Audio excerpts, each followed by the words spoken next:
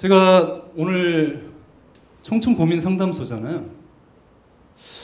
그래서 어떤 이야기를 할까, 물론 이제 게으름에 대한 이야기지만 어떤 이야기를 할까 생각을 하다가 제 자신의 어떤 젊은 시절로 좀 돌아가서 생각을 해봤어요. 나는 그 시절의 나라면 어떤 문제로 힘들어했고 어떤 문제를 다른 사람한테 상담을 했을까, 이런 생각들을 했어요. 제가 대학교 입학한 게 1986년도예요. 오래됐죠? 예. 좀 속은 사갔어요. 속은 사갔는데 1986년도 봄에 봄은 굉장히 좀 이렇게 역동적이잖아요. 굉장히 밝고 역동적이고 컬러풀하잖아요. 근데 제 인생에서 가장 어두웠던 그 회색 같은 봄은 아마 1986년도 봄이었던 것 같아요. 그 뭐 사회적인 분위기도 있었겠지만 크게 보면 한 두 가지가 있었는데, 하나는 제 친하게 지내던, 고등학교 때까지 친하게 지내던 친구들이나 이런 아이들이 다 서울로 갔어요. 그리고 저는 이제 지방에서 학교를 나왔는데 지방에서 저 혼자만 뭔가 왠지 외톨이가 된 것 같은 이런 느낌이 좀 들었고요. 그 다음에 이제 대학을 갔는데 고등학교하고 너무 다른 거예요. 누가 이렇게 뭐라고 하라고 하는 사람이 없는 거예요. 그러니까 어떻게 보면 굉장히 자유롭다고 느낄 수 있는데 그게 저한테는 굉장히 힘든 거더라고요. 그러니까 뭘 어떻게 해야 될지를 모르겠는 거예요. 뭐 학교를 수업을 듣고 공부를 하는 것도 그렇고 인간관계 하는 것도 그렇고 이 모든 게 다 낯설고 어떻게 해야 될지 모르겠는 거예요. 그래서 학교를 제대로 좀 못 나갔어요. 여러 가지 좀 적응하는 게 좀 많이 힘들고. 그래서 그때 그 시절의 생각을 하면 아마 제가 생각할 때 가장 힘든 봄이지 않았을까, 그런 생각들이 좀 들었어요. 그래서 오늘 이 자리에 오면서 그때 생각들을 좀 다시 좀 했고요. 근데 이제 그때 제가 느꼈던 그 어려움들이 사실은 굳이 비유를 하자면 뭔가 인생에 있어서 포장도로를 달리다가 뭔가 갑자기 이렇게 비포장도로가 이제 나타난 느낌이라고 좀 해야 될까요? 그럼 뭐가 이렇게 계속 덜컹덜컹 거리는 거예요. 근데 문제는 제가 그걸 포장해서 비포장도로로 바뀐다는 걸 모르고 있었다는 거죠. 한동안. 그리고 누가 그 얘기를 해주는 사람이 없었어요. 그리고 물론 이제 도로 상태도 바뀌었지만 또 중요한 게 뭐냐면 그 전까지는 제가 사실은 보조석이나 뒷좌석에 앉았다라고 좀 생각이 들어요. 그러니까 주어진 거, 시키는 거, 이것들을 이제 충실히 해왔죠.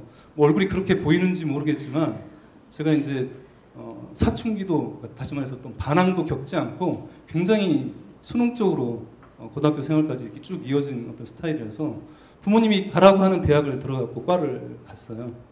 그래서 그 전에는 사실은 제가 삶이라는 어떤 그런 자동차에 뒷좌석에 아마 타고 있었던 것 같고요. 근데 대학 생활을 가니까 비포장 도로로 바뀐 데다가 또 중요한 게 지금 생각을 해보니까 운전석에 앉아야 되는 거예요. 근데 저는 그걸 이제 생각을 못했죠. 그래서 흔들리는데 이게 굉장히 멀미가 이제 나는 거죠. 그래서 멀미가 나서 어지럽고 그래서 학교를 가기가 힘들어서 아무튼 좀 이렇게 그때 이제 대학교 1학년 때 자칭 적응하지 못하는 아이들끼리, 아웃사이더들끼리 만나서 이제 우주회라는 걸 만들었어요. 비우자 술주자 해가지고 예, 비 오는 날만 모여서 이제 술을 마시는 모임인데, 그때 86년도에 에그니스라는 태풍이 왔어요. 이게 한 30 며칠간 계속 비를 뿌렸던 그랬던 것 같은데, 아무튼 한 20 며칠까지 계속 술을 먹다가 너무 이제 다들 체력이 소진돼서 술 먹는 것도 이제 게을러서 못 먹겠더라고요. 그래서 그때 이제 모임이 해체됐는데, 그래서 제가 첫 번째 오늘 이야기하고 싶은 주제는 이걸 받아들여야 된다는 거죠. 다시 말해서 인생에 있어서 적어도 대학생 20살이 넘어가면 삶에 있어서 포장도로가 아니라 비포장도로라는 거죠. 그러니까 길이 이렇게 방향이랄지 잘 닦여진 길을 걸어가는 게 아니라 비포장도로라는 것을 받아들여야 된다는 거죠.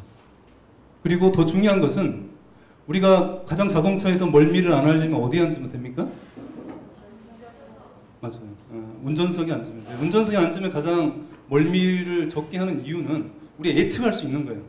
앞에 뭔가 굴곡이 있거나 뭔가 회전을 해야 된다거나 뭔가 장애물이 있다고 한다면 핸들의 방향에 따라서 우리 몸을 움직일 수 있는 그런 평형 기능들이 같이 움직이기 때문에 결국은 가장 멀미를 안 하는 어떤 좌석이 운전석이죠. 그래서 사실 게으름에 있어서 가장 중요한 벗어나는 열쇠는 내가 운전석을 앉는 거예요. 그러니까 삶에 있어서 내가 어떤 주인 의식을 갖는 거죠. 이제부터는 내가 내 삶에 있어서 주인이라는 느낌을 가지고 주도적으로 선택을 하는 거죠.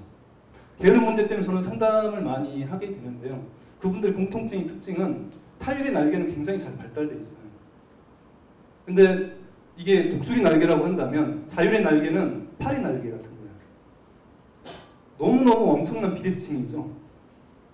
그래서 대학교에 가서 스스로가 알아서, 이게 고등학교 굉장히 많이 다른 것은 뭐 학문의 방식이나 공부하는 그 수단들도 다르지만 사실 접근하는 방식인 태도가 좀 다른 거잖아요. 대학교 공부부터는 사실 스스로가 알아서 해야 되는 건데 이게 훈련이 전혀 안 돼 있기 때문에 대학교 가서 굉장히 게을러지는 분들이 굉장히 많죠. 그리고 고등학교 때까지 굉장히 우수한 실력을 가지고 있음에도 불구하고 유학 가서 유학생활 적응하지 못하시는 분들도 굉장히 많이 방학 동안에 오게 되고요. 그래서 이런 부분들, 이 자율성의 날개라는 건 어느 날 하루아침에 개발되는 게 아니고 작은 실천, 작은 주인의식을 가지고 일상에서부터 선택들을 능동적으로 해나갈 때 이루어지는 거라고 보고요. 그래서 저는 게으름을 다른 말로 선택장애라고 생각을 해요. 그러니까 게으른 사람들의 공통적인 특징은 스스로 선택하지 않아요. 뭔가 주어진 일이 있으면 누군가 시켜줄 때까지 그걸 기다리지 스스로가 그것들 내가 하겠다고 선택하지가 않는 거죠. 그러다 보니까 계속 삶이 게을러지고요. 그래서 결국은 때로는 선택을 미루기도 하지만 그것도 하나의 선택이죠. 선택을 하지 않기로 한 선택에서도 내가 가지고 있는 선택이고, 그래서 좀 더 능동적인 선택을 해나가는 게 게으름에서 벗어날 수 있는 중요한 열쇠라고 생각을 하고요.